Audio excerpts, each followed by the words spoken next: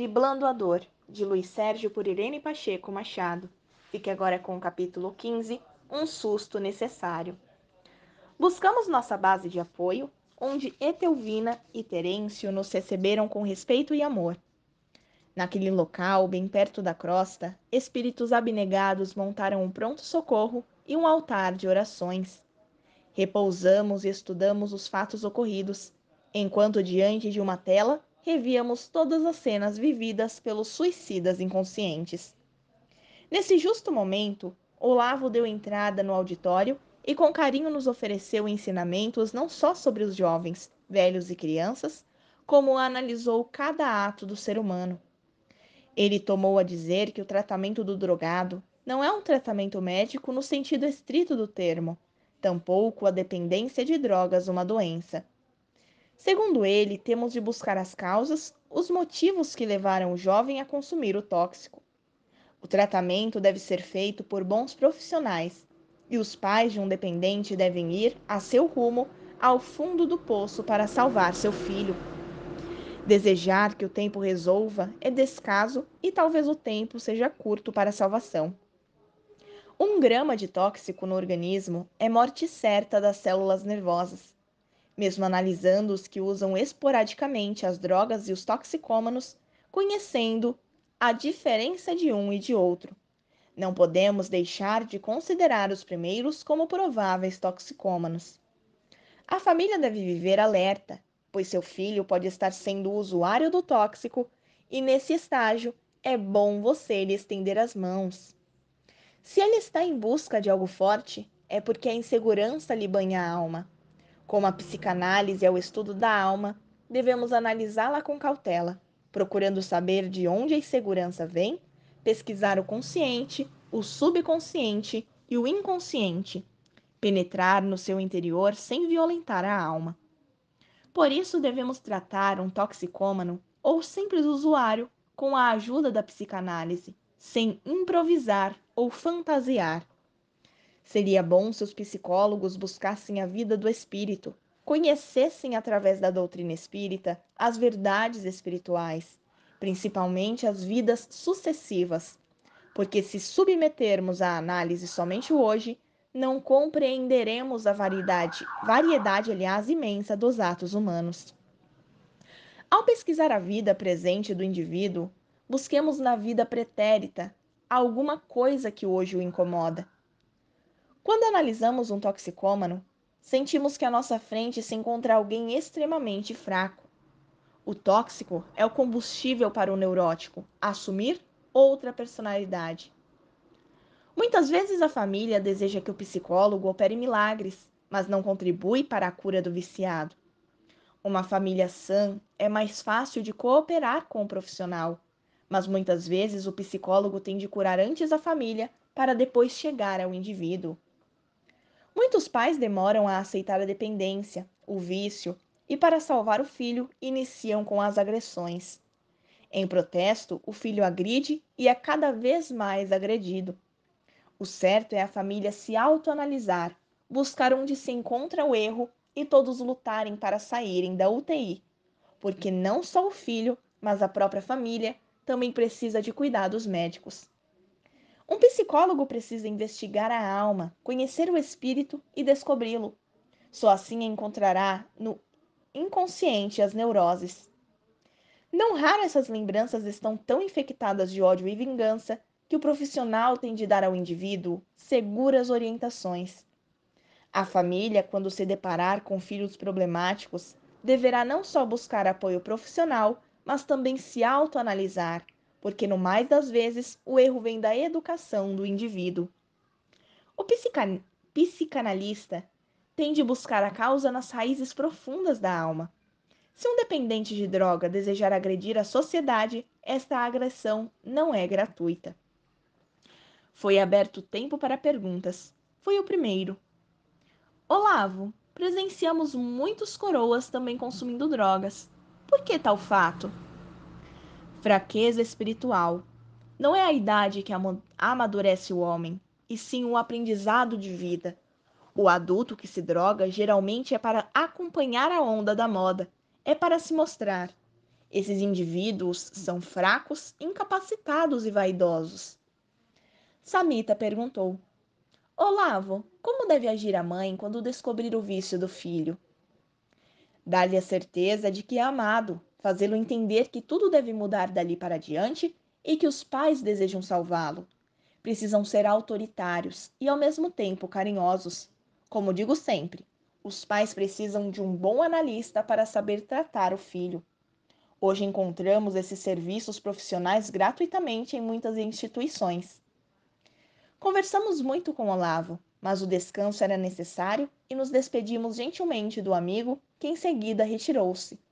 Enoque ainda me falou: Sérgio, sente a diferença entre aquela época que você escreveu Na Esperança de uma Nova Vida e a atual? Nem se compara. Hoje o tóxico não escolhe idade e a cada minuto desencarna alguém com overdose.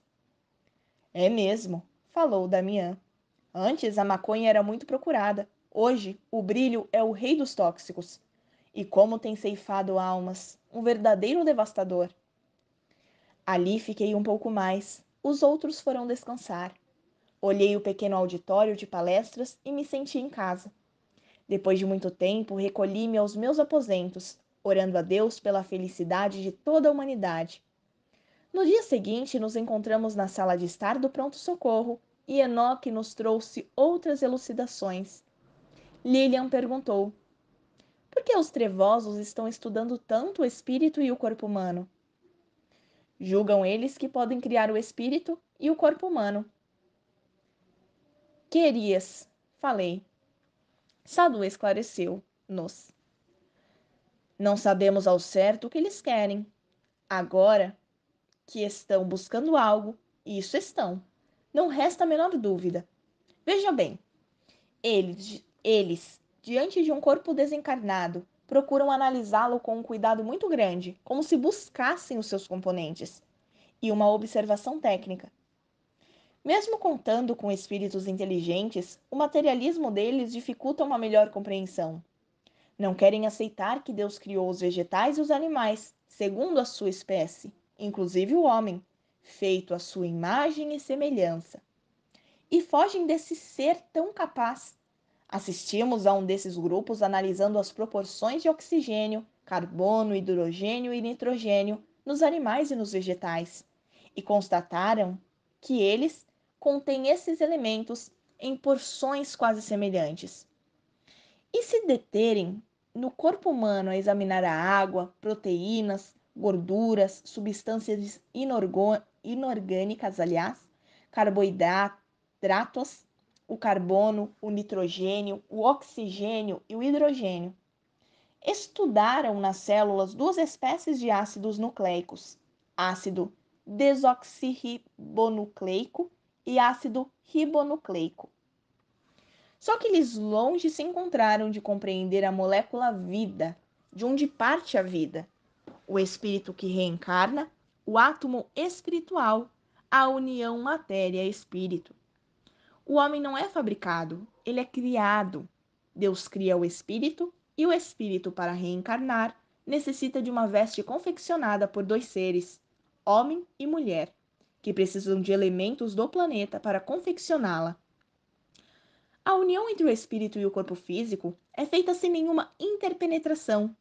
A ligação se dá através da influência mútua entre os dois corpos. O espírito não está dentro da matéria, como muitos imaginam, buscando dentro do corpo físico o espírito. Ninguém aprisiona a luz. Sadu ficou calado por alguns minutos e ia sair, mas eu segurei o seu braço. Voltou. Doutor, só uma palavrinha.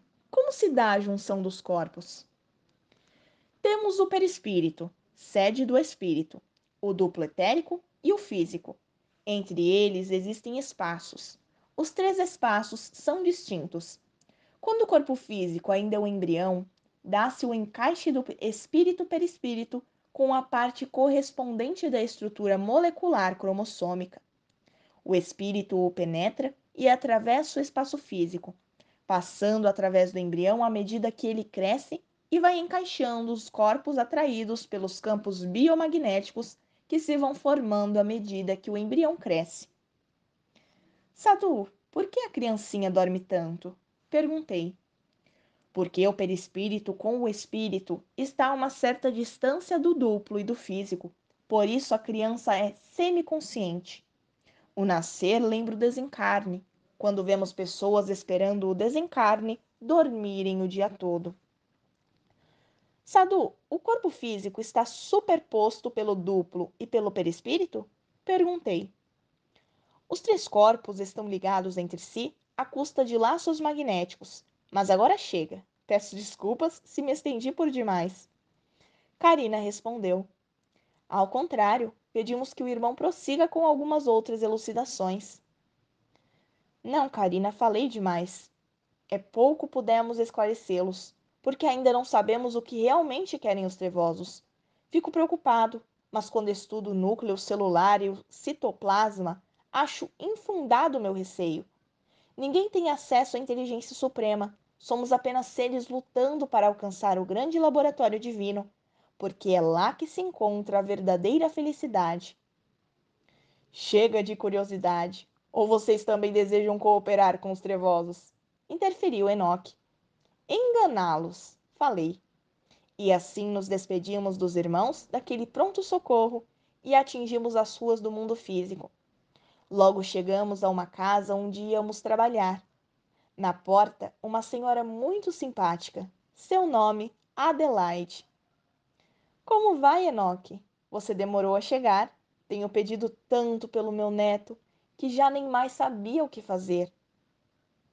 Querida irmã, no momento que escutamos o seu pedido, corremos para socorrê-la. E aqui estamos prontos para o trabalho. Meu bom amigo Jerônimo procura cada vez mais os colegas em busca de emoções fortes. Vamos entrar. Esta é a casa de meus filhos que estão na Europa. Jerônimo, Glória e Jaime ficarão com os empregados e minha filha solteira. Mas coitada da Catarina, por mais que fale, não lhe dão crédito. Tão afundados no materialismo estão que o respeito fica distante. Adelaide, leve-nos até eles.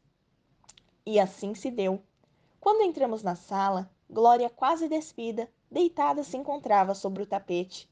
Jerônimo e mais dois colegas conversavam. Jerônimo, disse Carlito, a grana está no fim e o brilho está subindo, pois a inflação está no pico. Temos de puxar ou depenar algum carro. Jaime pulou assustado. Vocês estão loucos? Toca-fitas, prataria da mamãe, joias, isso ainda vai. Mas roubo, meu, eu não entro nisso. Seu bobo, disse Carlito, pois então jejum total. Glória deu uma gargalhada. Jejum? Você sabe, Carlito, que o Jaime já consome 4 gramas? Se sei, nossa patota é fogo e haja grana. E para quando você pretende fazer o serviço? Indagou Jerônimo. Para hoje, quanto mais cedo melhor. Tem alguém para trocar com a gente? Bem explicado. Comprar o nosso pequeno furto? Todos riram, sentindo-se os tais. Voltei meus olhos para a vovó Adelaide, condoído pela dor que seu semblante exteriorizava. Os três queridos netos embarcavam na marginalidade. Enoque chegou perto de Glória e tentou influenciá-la. Ela parou de repente e disse: Não vamos não. Estou com o pressentimento de que seremos grampeados. Deixa pra lá, sua boba. Não sendo assim, o jeito é assaltar algum trouxa. Pelo amor de Deus, vamos pensar em coisa melhor. Eu não aguento mais um dia sem ela, a gostosa. Ficou louco, louco, louco, reagiu Jaime. Tentamos tirá-los daquele clima, mas nada. Tudo indicava que aquele grupo ia iniciar-se no assalto para consumir tóxico. Saíram, e nós atrás deles.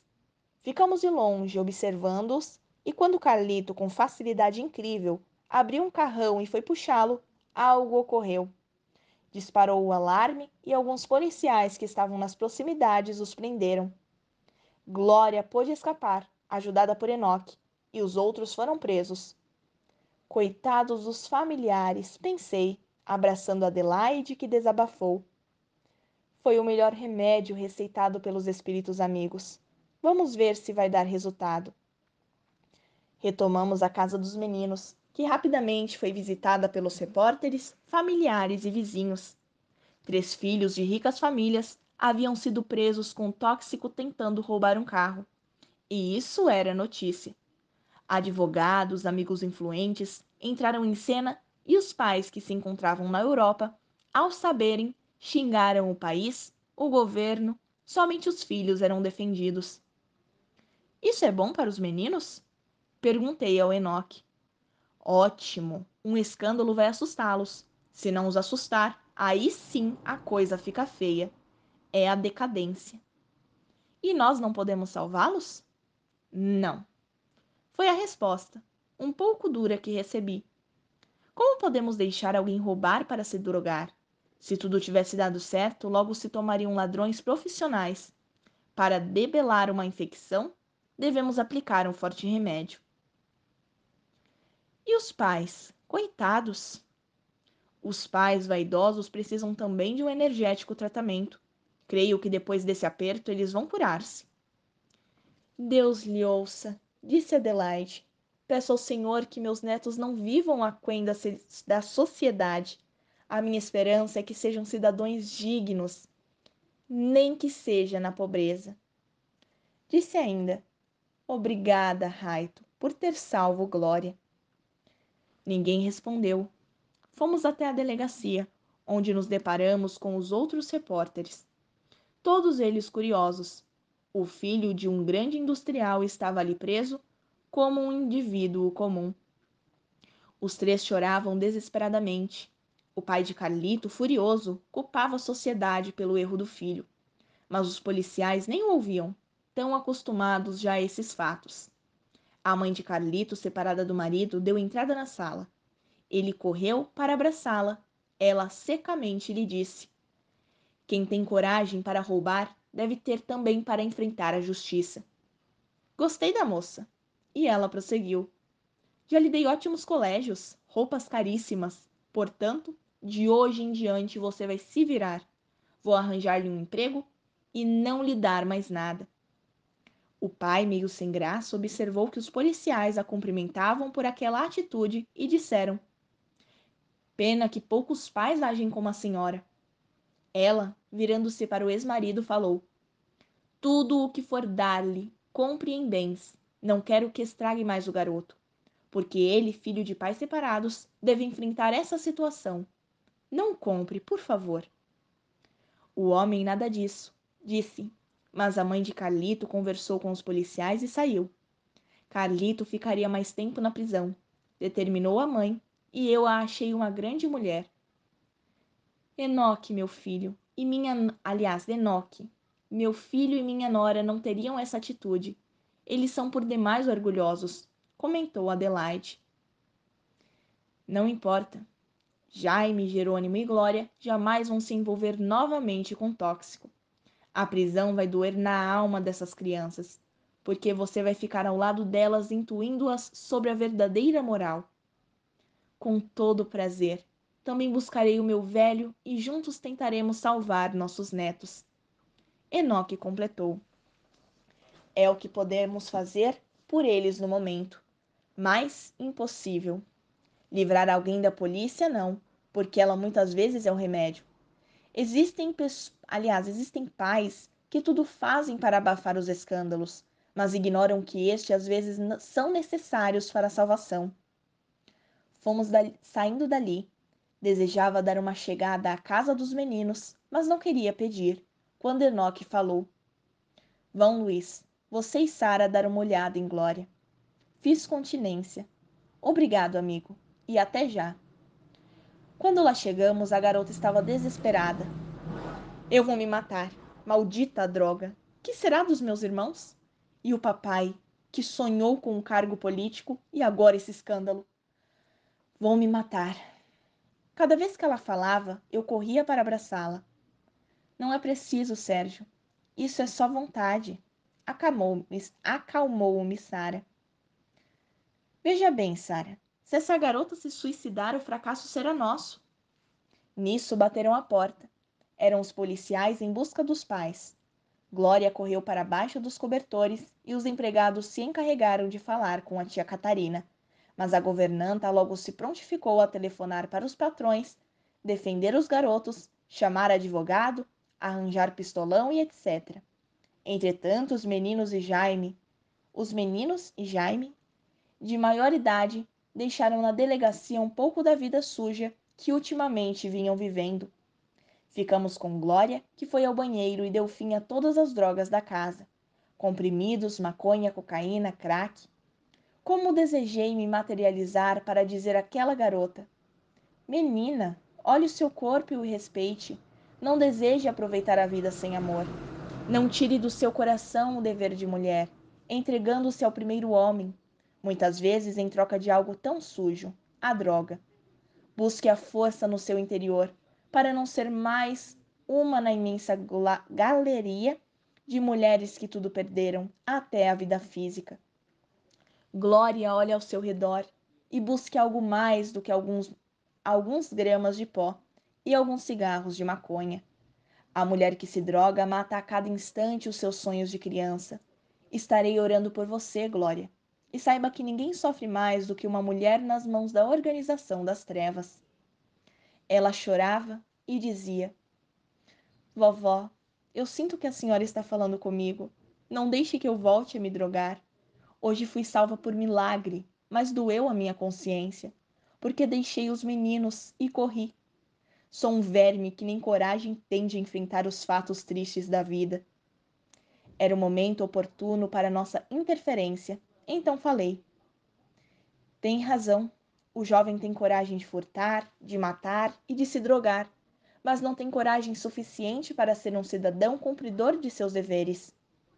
Disse pregador da liberdade, mas é a mais infeliz presa dos vícios. Levante-se, Glória, e ore a Deus pela sua família, que hoje conheceu a dor e o desespero. Cerrando os olhos cheios de lágrimas, Glória iniciou a oração que Jesus nos ensinou. Pai nosso, que estais no céu. Terminada aquela missão, deixamos o recinto, não sem antes jogar um beijo para uma jovem que tinha tudo para ser feliz e tudo fazia contra si mesma. Que assim seja, graças a Deus.